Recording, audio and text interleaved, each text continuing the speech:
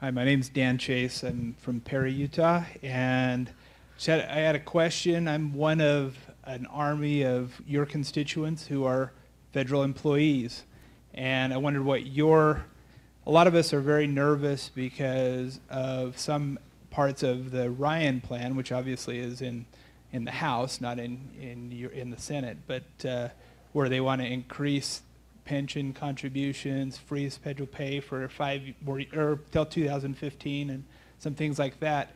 And our concern, we feel very much like the enemy, I guess, and that it's popular in the media to kind of browbeat or pound on overpaid, underworked federal employees.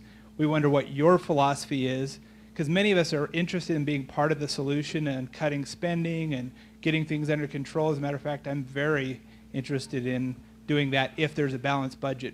What's your philosophy when it comes to federal employees? Because there is a high percentage in Utah amongst your constituents. Yeah. Hey, it's Dan, right? Dan Chase. Who do you work for, Dan?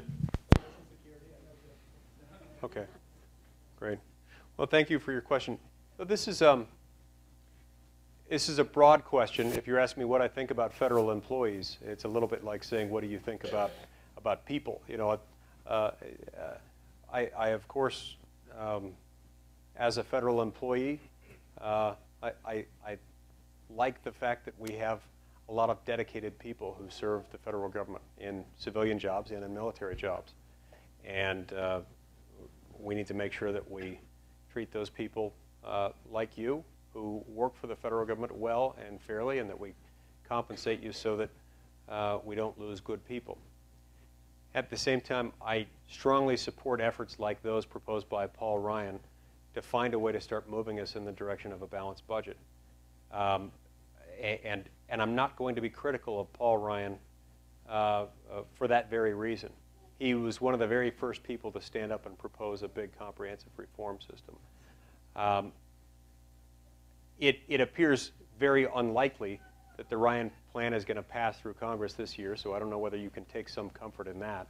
I wish it, or ideally something even more aggressive, would pass, because my fear is not what happens if the Ryan plan passes, or something hopefully even more aggressive. My fear is what happens if it doesn't pass this year and doesn't pass next year or any time in the next few years. We have a really volatile situation in our economy right now as a result of our accumulation of sovereign debt. We've accumulated about $15.6 trillion in debt. We're adding to that at a rate of about $1.3, $1.4 trillion a year. Now, this is really disturbing because of what it threatens to do to us long term. We're paying right now about a little over $200 billion a year just to stay current on our interest payments on our debt. So this is, think of an interest-only loan payment plan. That's kind of what we're on right now. Just the interest is a little over $200 billion a year. That's an enormous amount of money. $200 billion, that's $200 billion we can't spend on aircraft carriers or F-35 fighter jets. I've got one on me right here because I just attended a meeting near Hill Air Force Base to support the idea of bringing the F-35 and basing it at Hill Air Force Base. It's money that we can't spend on all these other programs, things that we need in the federal government that just goes straight to maintaining our debt. But that's not the bad news. The bad news is that our $200-some-odd billion annual interest payment is really, really low compared to where it's going just in the next few years. It's really, really low because our Treasury yield rates, the yield rate on U.S. Treasury instruments, U.S. Treasury bills, bonds, notes, and so forth, is at an all-time historic low. Within the next few years, those yield rates will at least return to their historical average. As soon as they do, we can expect to see our annual interest payment double within just a couple of years, just a few short years. We can expect to see that double again. The Obama White House has predicted, using economic assumptions that I think are really, really optimistic, probably too optimistic, that by the end of this decade we'll be spending about $1 trillion a year just in interest on our national debt. Just in interest. So what happens at that point is that you know, just the difference, the $800 billion difference between what we're paying in interest now and what we'll be paying then, that's more than our entire defense budget. It's more than we spend on Social Security in a whole year. It's about what we spend on Medicare and Medicaid combined. You can't just borrow more money at that point.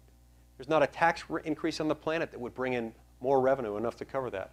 So at that point, we'd have to fire an enormous amount of people. We'd have to slash and burn to a very significant degree almost every federal program out there, from defense to entitlements and everything in between. And we'd have to do so abruptly. If we start making more modest adjustments now, we can do so in a manner that, that allows us to treat and reward our federal employees well and to take care of the American people. And so while I understand your concern, what we're up against is much worse. If we do nothing, than what we could face, whether as federal employees or just as American citizens, is much, much worse.